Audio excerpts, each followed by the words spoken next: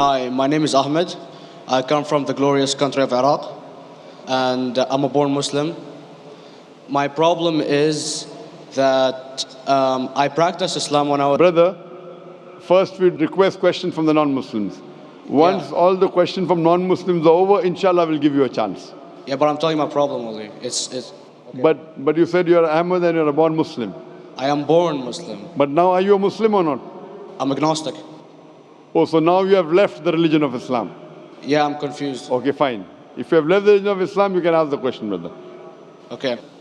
So my question is, how come I don't have the faith that you and the other Muslims have and some of my friends, even though I practiced Islam a lot and I even did Umrah, but I still do most of the sins that are forbidden in Islam, and I sometimes am lazy to do the prayer and the other subjects we have to do in Islam.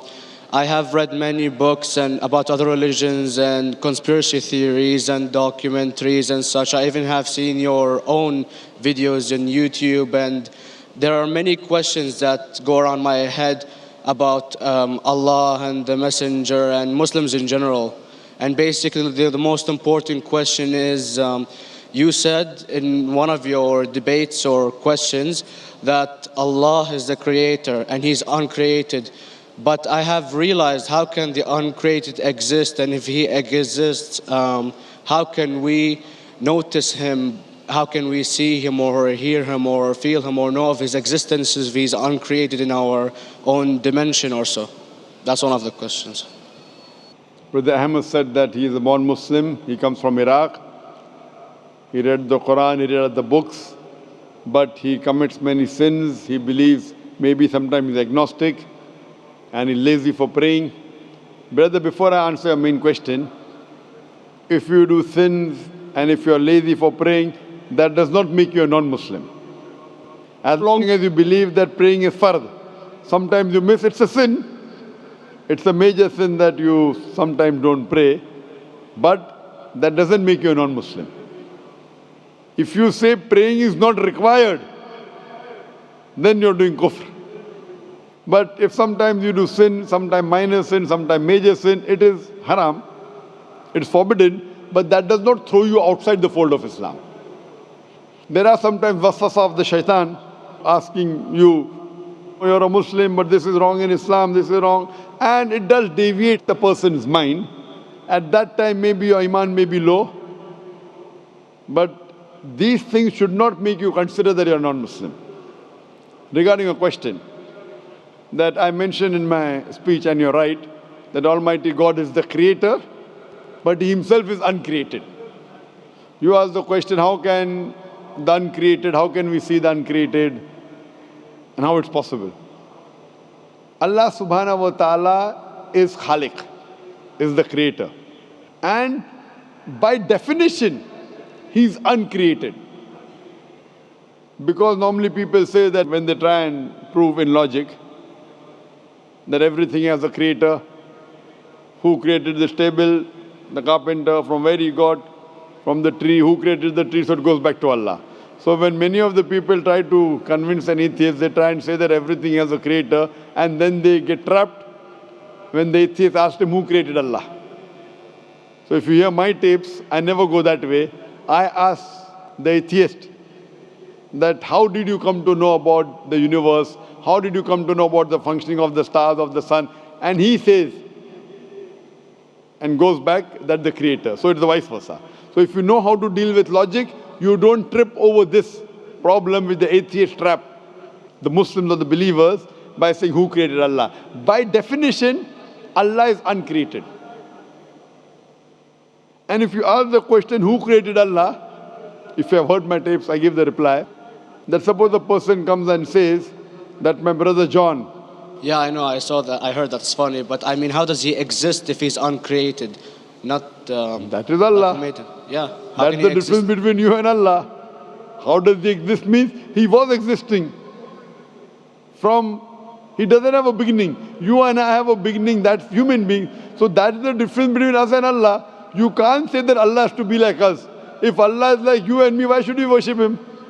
I see, but have you heard of the phenomenon, the Big Brother, used by various orders and political agendas to control the people and such by implementing it into multiple gods, and then later on it became a monotheistic religions all over the world to make it easier for Big the Brother, people to... sorry, I've never heard of the religion Big Brother.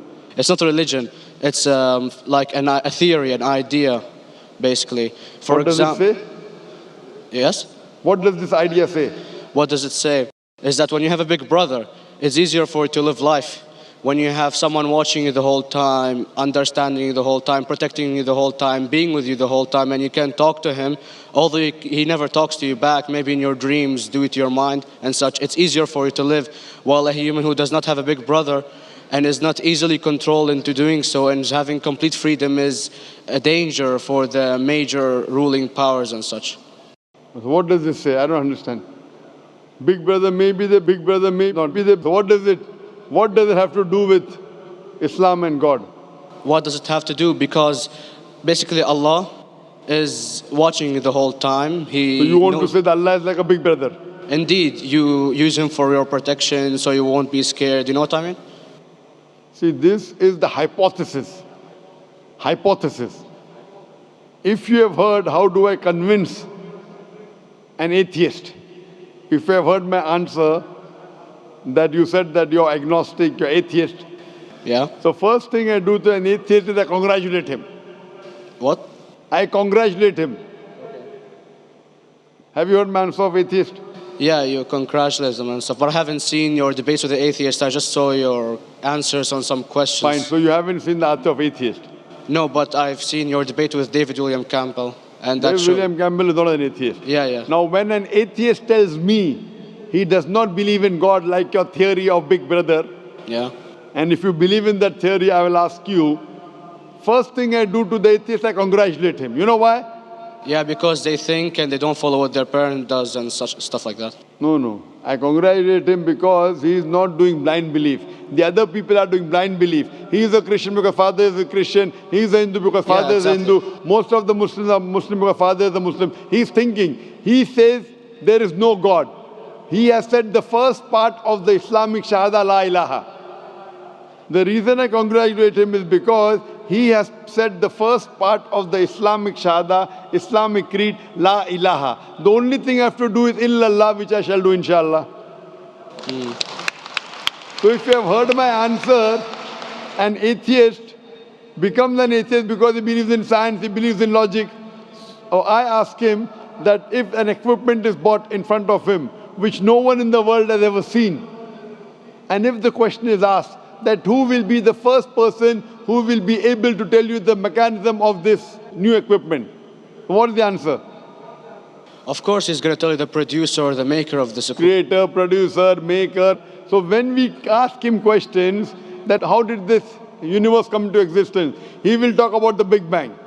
This what we're going to talk is already mentioned in the Quran 1400 years ago in Surah Anbiya chapter number 21 verse number 30. Avalam yaral lazina kafaru anna samawati wal arda kanat ratkum fataknahuma. Do not the unbelievers see that the heavens and the earth were joined together and we clove them asunder.